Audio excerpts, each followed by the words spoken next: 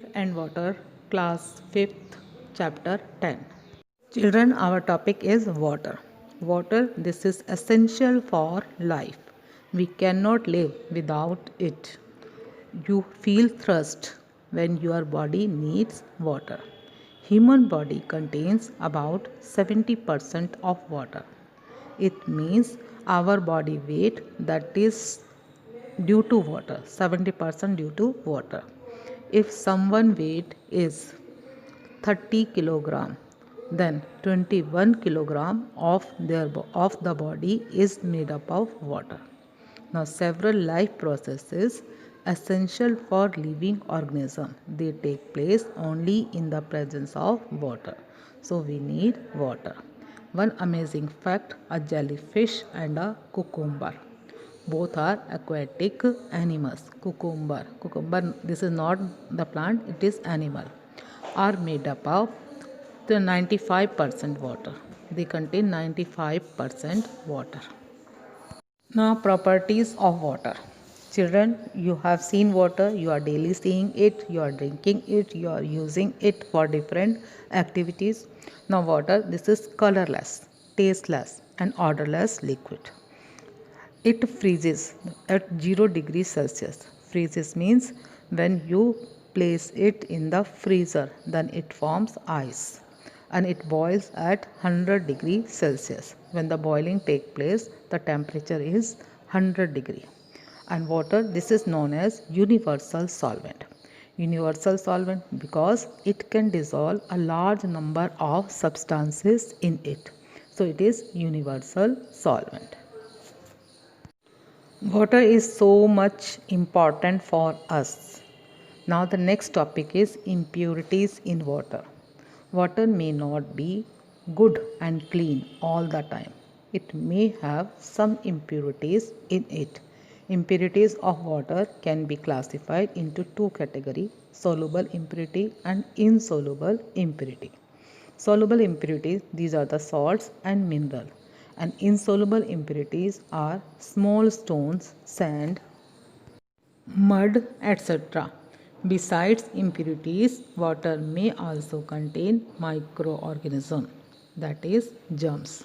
So some method to remove these impurities, these are as follows. First, the methods to remove insoluble impurities. Separating insoluble impurities. The method is sedimentation and decantation. Sedimentation and decantation. In this method, when impure water like the muddy water, this is kept undisturbed for some time, and then what happens, the mud settles down and the clear water remains in the upper part. Children, this be done when the water coming from the taps, this is muddy.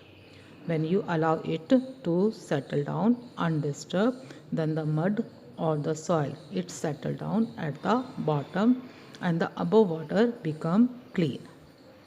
Now the above clear water, this can be separated slowly by pouring it into another vessel very slowly, and the sediments, these are left behind in the first container. Children, here you are seeing pic of sedimentation and decantation. In the first beaker, muddy water, this is placed undisturbed. In the second pic, you are seeing after placing for some time, the mud it settled down at the bottom as sediment, and the clear water, this is seen above. In the third pic, decantation is taking place. The clear water, this is slowly poured into another beaker, and the sediment, this remain in the first beaker. By filtration. The next method to separate insoluble impurities is by filtration. The separation of insoluble impurities with the help of filter paper or filtering medium is known as filtration. Children, you are seeing a pic of the process of filtration. In this process, we use a glass funnel or funnel, and which contains filter paper cone. When the muddy water or impure water is poured in the funnel, then we get clean water in the beaker. So in this way, insoluble impurities are separated by the process of filtration. For making cone of filter paper for filtration, filter paper is first cut as a circle. It is then folded twice as shown in the figure and we get a cone. We open one part to get a cone shape and fit this cone in a glass funnel. To make the filter paper stick to the glass funnel, sprinkle some water over it. Now pour the impure water into the funnel with the help of glass rod slowly. Clean water will get collected in the glass beaker and impurities will be left behind on the filter paper. Now, separating soluble impurities. The first method is by evaporation. The process of changing water into water vapor by heating is called evaporation. In evaporation, the water is changed into water vapor by heating. The steps involved in this method, these are: first, heating impure water. The second step is collecting water vapor by some cool plate. Water vapor condenses to form water, and in the first beaker the solute will left. This method is used to collect the solute also. Activity 5. Take a kettle as shown in the figure. Fill it with some salt solution. Water with some salt. Now keep the kettle on a gas burner and heat it. On heating, we observe that after some time the water vapors they start coming out from the spout, and later white residue is left behind inside the kettle when water has evaporated. The water vapors can be collected by keeping a plate tilted over the kettle's spout as shown in the pic. The water vapor, on striking the cold surface of the plate, will condense to form water which can be collected into the beaker. When you taste the white substance left behind in the kettle, we will find that it is the salt.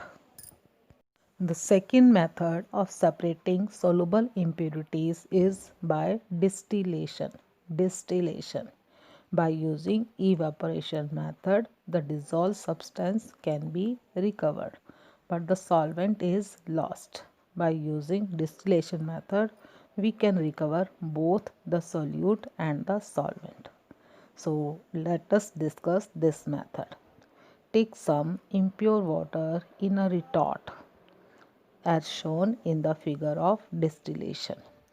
Connect other end of the retort to a receiver flask through a condenser. Condenser is placed in between, which is continuously cooled down by running water. Now heat the retort. Then you will notice that water vapors reach the receiver flask after condensation. When the water vapor cool down, then they changes back into water drop. This process is called condensation. Substance left behind in the retort, this is only the impurities, while pure and clean water is collected in the receiver flask. This pure water is known as distilled water, and this process is called distillation.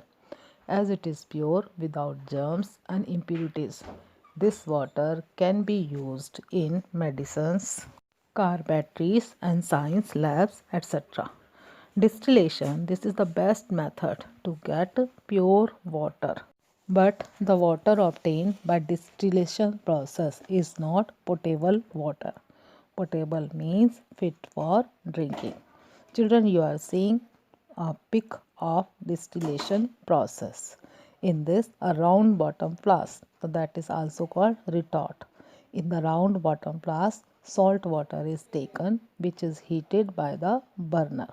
The vapors, these are formed, and these vapors are allowed to pass through the condenser. The condenser one end is connected to the receiver flask, and in the receiver flask we get clean pure water by the cooling down of vapors, and whatever is dissolved in the water, so this is left behind in the round bottom flask or retort.